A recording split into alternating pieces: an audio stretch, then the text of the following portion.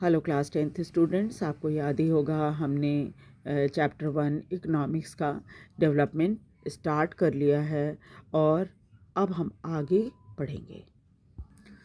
अब तक तो हमने ये पढ़ा था कि सबके नज़र में डेवलपमेंट जो है उसके बारे में सोच या विचार अलग अलग होता है और सबके गोल भी अलग अलग होते हैं। चलिए अब हम देखेंगे, और हमने ये भी पढ़ लिया था कि अगर आप देखो लाइफ में तो पैसे की तो ज़रूरत होती है, इसके अलावा भी बहुत सारी चीज़ें ऐसी होती हैं जो हमारे लिए इम्पॉर्टेंट होती हैं, जैसे फ्रीडम होती है, सिक्योरिटी होता है ना, रेस्पेक्ट होता है। ये सब चीज़ें हम इनकम के साथ साथ चाहते हैं कि हमको मिले। अब चलिए देखते हैं कि कैसे हम कंपेयर करते हैं अलग अलग कंट्रीज़ को या स्टेट्स को। How to compare different countries or states? You might ask if development can mean different things. How come some countries are generally called developed or other underdeveloped? आपने ये भी देखा कि डेवलपमेंट जो है सबके लिए अलग अलग होता है, और तब हम कैसे कहते हैं, जब सबके लिए डेवलपमेंट अलग अलग है तो हम कैसे कह देते हैं कि ये देश जो है डेवलप्ड है यानी विकसित देश है, अदर अंडर डेवलप्ड या जो अंडर डेवलप्ड है यानी जो कमज़ोर जो अभी डेवलपिंग हैं, या फिर जो डेवलपिंग कंट्री से भी नीचे की कैटेगरी हैं, पुअर कंट्रीज़ हैं। Before we come to this let us consider another question. लेकिन इस कंपैरिजन को करने से पहले एक चीज़ और हम देखते हैं। When we compare different things, they could all have similarities as well as differences. जब हम कंपेयर करते हैं किसी चीज़ को तो आपको पता ही है कि कई सिमिलैरिटी होती हैं लेकिन कई डिफरेंसेस भी होती हैं। Which aspect do we use to compare them? सबसे पहले सबसे इम्पॉर्टेंट बात ये होती है कि आप किस चीज़ के लिए कंपैरिजन कर रहे हो। Let us look at the student in the class itself. बहुत दूर नहीं, आप क्लास में ही देखिए। जब क्लास में हम कंपेयर करते हैं तो क्या क्या चीज़ें देखते हैं। How do we compare different students? अलग अलग स्टूडेंट्स को हम कैसे कंपेयर करते हैं। They differ in their height, health, talent and interest. आप हर स्टूडेंट को देखो, सब में किसी हाइट अलग है, हेल्थ अलग है, टैलेंट अलग है, इंटरेस्ट भी अलग है। हर बच्चों का अलग अलग होता है, हर स्टूडेंट्स का अलग अलग होता है। Healthiest student may not be most studious one. जो बच्चा बहुत हेल्दी है, कोई ज़रूरी नहीं है कि वो बहुत पढ़ाकू हो, बहुत पढ़ने वाला हो। The most intelligent student may not be फ्रेंडलीस्ट one. और बहुत इंटेलिजेंट स्टूडेंट अगर है, कोई ज़रूरी नहीं है वो सबके साथ बहुत फ्रेंडली हो।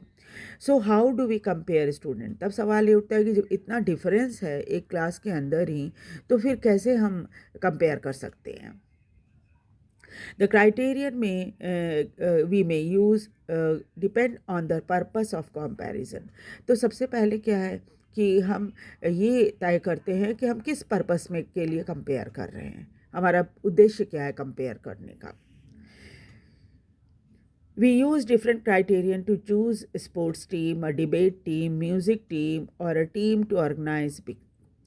अगर हम पर्पस देखें तो हमारा क्राइटेरिया अलग अलग होता है। जैसे अगर हम स्पोर्ट्स टीम चुन रहे हैं तो हम देखेंगे कौन सा बच्चा स्पोर्ट्स में इंटरेस्टेड है पहले तो, ठीक है। फिर उसके बाद अगर अलग अलग स्पोर्ट्स है तो अलग अलग स्पोर्ट्स के हिसाब से हम देखेंगे, क्रिकेट है, हॉकी है, फुटबॉल है, जो भी है, बच्चा किस चीज़ में इंटरेस्टेड है, जिसमें जिसमें इंटरेस्टेड है उस कैटेगरी में हम उसको रखेंगे, है ना, उस बच्चे को हम चूज़ करेंगे। अगर डिबेट की टीम हमें चूज़ करनी है तो हम देखेंगे कौन सा बच्चा अच्छा बोल सकता है, किस में इंटरेस्ट है, किस में टैलेंट है इस चीज़ के लिए। उसी तरह म्यूज़िक टीम चुनने में हम देखेंगे बच्चे का गला कैसा है, आवाज़ कैसी है उसकी, गा सकता है कि नहीं गा सकता है, इंटरेस्टेड है कि नहीं गाने में, ये सब चीज़ें। और डिबेट टीम को भी हम ऐसे ही चुनेंगे, म्यूज़िक टीम को भी ऐसे ही चुनेंगे। और पिकनिक ऑर्गेनाइज़ करने में कौन सा बच्चा में कौन सा बच्चा ऐसा है जिसमें ऑर्गेनाइजिंग स्किल बहुत अच्छी है ना, जो ऑर्गेनाइज़ कर सकता है लोग बच्चों को, है ना। इस तरह से क्या है, तब हम पहले क्या करते हैं, एक ये बना लेते हैं, एक यार्डिस्टिक बना लेते हैं चूज़ करने का। उसके बाद फिर हम ऐसो बच्चों को चूज़ करते हैं। Still, if for some purpose we have to choose the criterion for all around progress of children in the class, how shall we do so? Do it. अब देखिए, अगर आपको एक ऑल अराउंड प्रोग्रेस वाला एक बच्चा चाहिए क्लास में, तो हम क्या क्या क्राइटेरिया रख सकते हैं, क्या कैसे चूज़ करेंगे? इस तरह से हम एक क्राइटेरिया बनाएंगे कि कौन सा बच्चा हम किस तरह का बच्चा हमें चाहिए.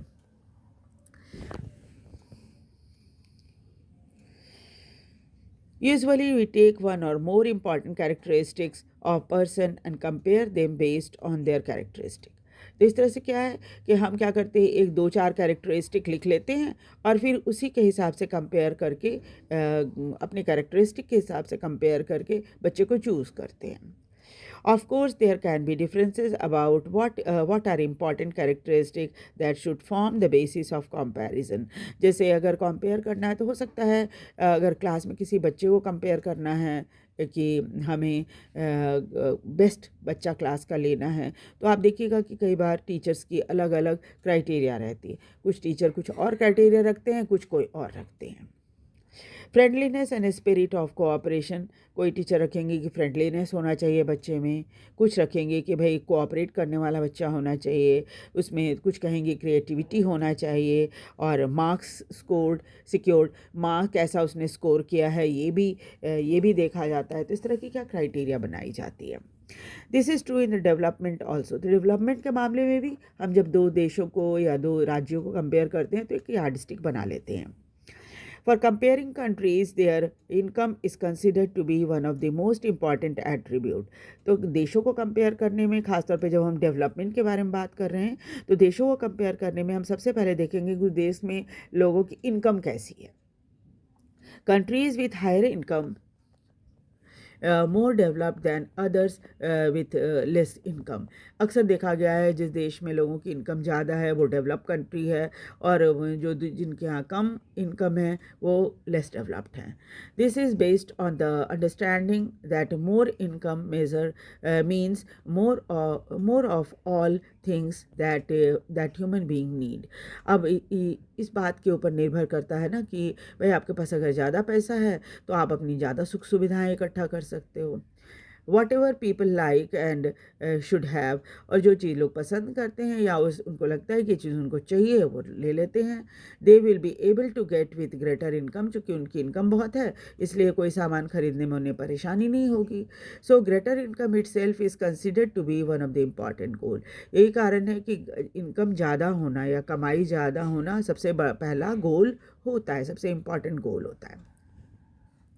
Now what is the income of the country. अब देश की इनकम अगर आपसे पूछी जाए कैसे करेंगे. Intuitively the income of the country is the income of all the resident of the country. Income of the country अगर देखनी है तो आप वहाँ के जो सिटीज़न हैं जो कमाते हैं उनकी इनकम आप देखोगे, जोड़ोगे. They give us the total income of the country. इससे आपको पूरे देश के में जो टोटल इनकम है वो पता चल जाएगा. However for the comparison between country total income is not such an useful measure. लेकिन अगर देशों को कंपेयर करना पड़े तो ये कोई बहुत ये नहीं है, बहुत यूज़फुल नहीं होता.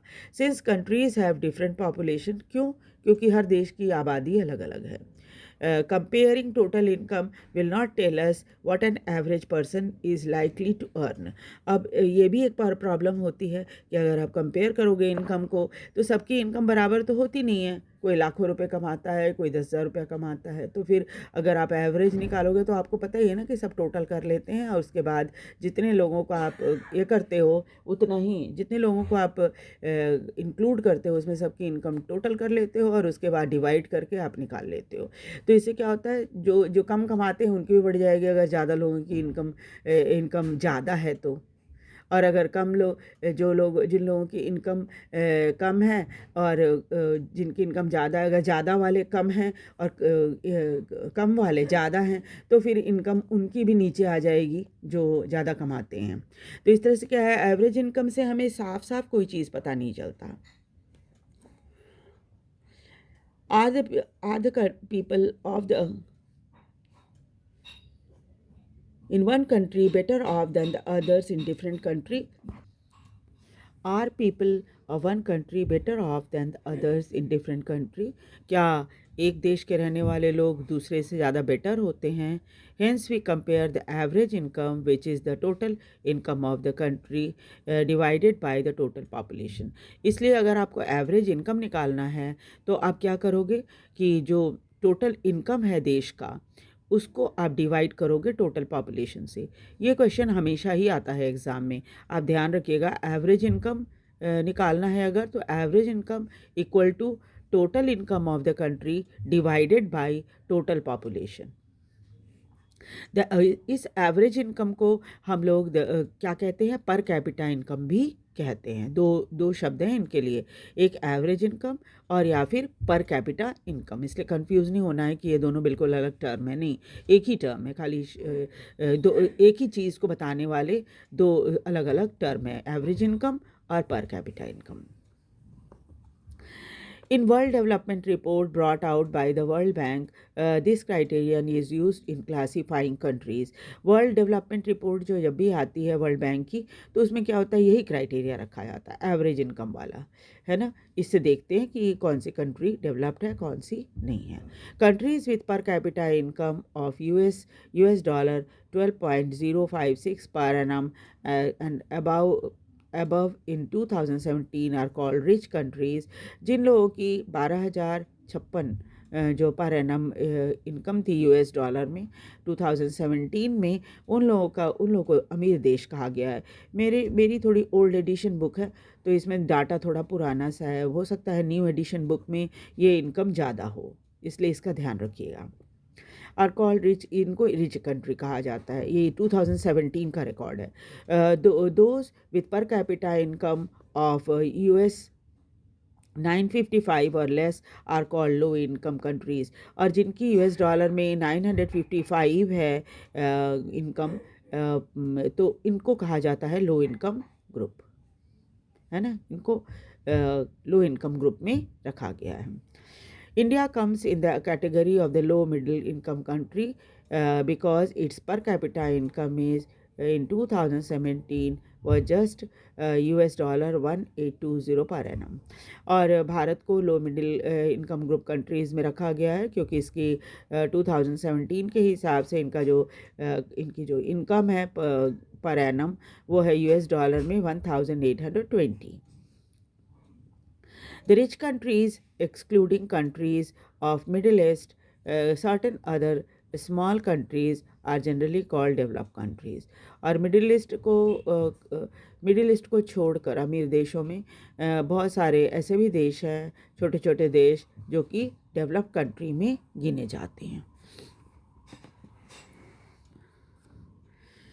एक और देखिए एवरेज इनकम को देखने के लिए, what average income are useful for comparison, they also hide disparity. जहाँ तक अभी हमने बात की थी कि एवरेज इनकम से कंपैरिजन तो किया जाता है, लेकिन बहुत सारी जो असंतुलित बातें हैं उसको वो छिपा देता है। जैसे मैंने बोला कि एक व्यक्ति की 1 लाख इनकम है, एक का 5,000 या 10,000 इनकम है, तो क्या होगा, ये 5,000 10,000 इनकम वाले लोग जो हैं वो क्या होंगे, छिप जाएंगे 1 लाख वाले लोग के साथ। एक टेबल दिया है कैलकुलेट करने के लिए, किस तरह से आप कैलकुलेट करोगे average. Monthly income of the citizen 2012 rupees में है, कंट्री ए। अब देखिए एवरेज कैसे निकालेंगे हम, इसको ये 1 2 3 4 5 इन सबको क्या करेंगे, टोटल करेंगे।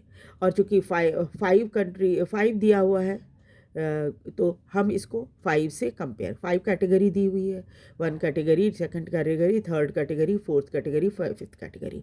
अब आप क्या करेंगे, इसको जोड़ देंगे पहले वाले कंट्री ए में। अभी बी पे नहीं आ रहे हम, बी में बाद में आएंगे। ए ही पहले देखिए, ए में फर्स्ट इतना है मंथली इनकम, फर्स्ट में इतना, सेकंड में इतना, थर्ड में इतना, फोर्थ में इतना, फिफ्थ में इतना। फिर हम इन सबको जोड़ेंगे और जोड़ने के बाद जो भी नंबर आएगा उसको 1 2 3 4 5 से उसको डिवाइड कर देंगे, तो देखेंगे हमारे पास एवरेज इनकम आ जाए। ये काम आप मैथ में भी करते होगे, एवरेज इनकम निकालने के लिए, एवरेज निकालने के लिए। उस तरह से कंट्री बी का हम ये सभी को टोटल करेंगे और 5 से डिवाइड करेंगे। फिर हम देखेंगे कि किसका एवरेज ज़्यादा है। ऑब्वियसली इनका तो कंट्री ए का ज़्यादा ही दिखेगा, है ना, क्योंकि इसमें तो इसके कंपैरिजन में हर मंथ में इनकी कमाई बहुत ज़्यादा है। इनका 10,000, इनका 500 ही है, 9,500 है, इनका 500 ही है। फर्स्ट मंथ में, सेकंड मंथ में इनका भी 10,500 है, तो यहाँ इनका 500 ही है। थर्ड मंथ में इनका 9,800 है, तो इनका 500 है। फोर्थ मंथ में भी इनका 10,000 है, तो इनका 500 ही है। और इनका फिफ्थ मंथ में 10,200 है, तो इनका 48,000 है। अब आप इन सबको जोड़ोगे, जोड़ करके देखोगे कि क्या एवरेज निकलता है। उसके बाद आप कंपेयर करके बता सकोगे कि कौन जो है वो इन दोनों में किसकी इनकम ज़्यादा अच्छी है। ठीक है, तो इस तरह से आपको एवरेज इनकम एग्ज़ाम में भी बहुत बार आ जाता है। इस तरह की टेबल आ जाती हैं और टेबल में आपको क्या करना होता है, डाटा दिया हुआ रहता है और इस तरह के क्वेश्चन रिलेटेड क्वेश्चन होंगे जिससे आपको ये बताना होगा कि कैसे हम देखेंगे कि क्या दोनों कंट्री इक्वली डेवलप्ड हैं या एक डेवलप्ड है, एक अंडर डेवलप्ड है।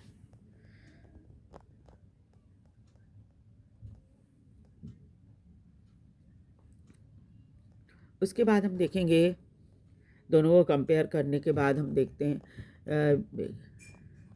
ये जो फिफ्थ सिटीज़न है, ये जो फिफ्थ सिटीजन है जिसको 48,000 मिल गया है ना, but if it is lottery that decide our citizenship number when perhaps most of us will prefer to live in a country A. अब इन दोनों कंट्री में आपसे अगर पूछा जाए कि भाई एवरेज इनकम निकालने के बाद कि किस देश में आप रहना चाहोगे, तो स्वाभाविक है आप देखोगे तो कहोगे कि भाई इसका तो बहुत कंसिस्टेंट है, ज़्यादा डिफरेंस नहीं है, इसका तो बहुत ही फ़र्क हो रहा है। अचानक 48,000 हो गया।